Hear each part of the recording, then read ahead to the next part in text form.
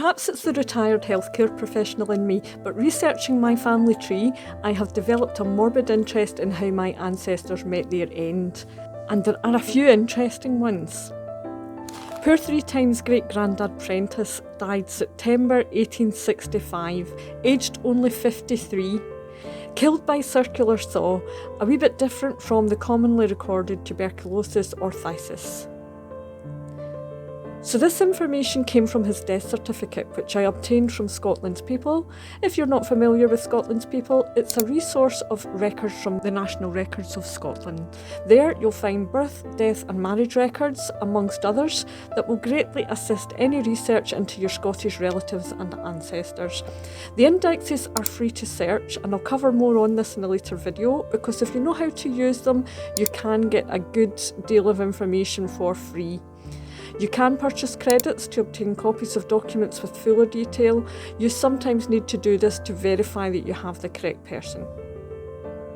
So let's take a look at Archie's death record to see what other useful information it contains. We can see the death has been registered in the parish of Bathgate. His wife's name is recorded by her maiden name. This will of course be his wife at the time of his death. And this could be a second or third marriage, so don't immediately assume that this is the mother of his children until you also find that information. Date and time of death, and also location of death. This is often the residence of the deceased, but we can see that Archibald was killed at a workplace, Bathville Works. His occupation there, joiner. We have his age at the time of his death, meaning we can calculate an approximate year of birth. On birth, death and marriage records after 1855, you will find the person's parents are named and sometimes the date and place of their marriage. But as records get older, there tends to be less information on them, so choose carefully which ones you pay for. For example, Archibald and Agnes' marriage certificate doesn't tell us an awful lot.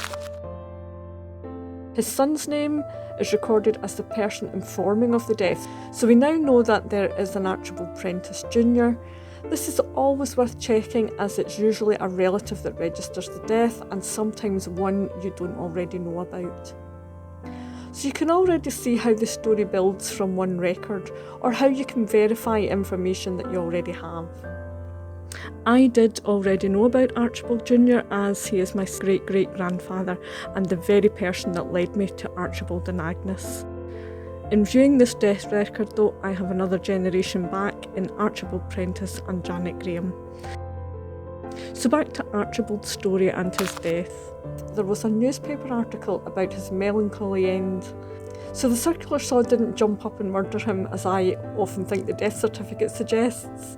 The article describes how my ancestor was a joiner, working for Messrs Watson and Sons at Bathville near Bathgate. In checking the still in motion circular saw to see if it was getting too hot, his hand got caught. He was drawn in and sawn to the heart.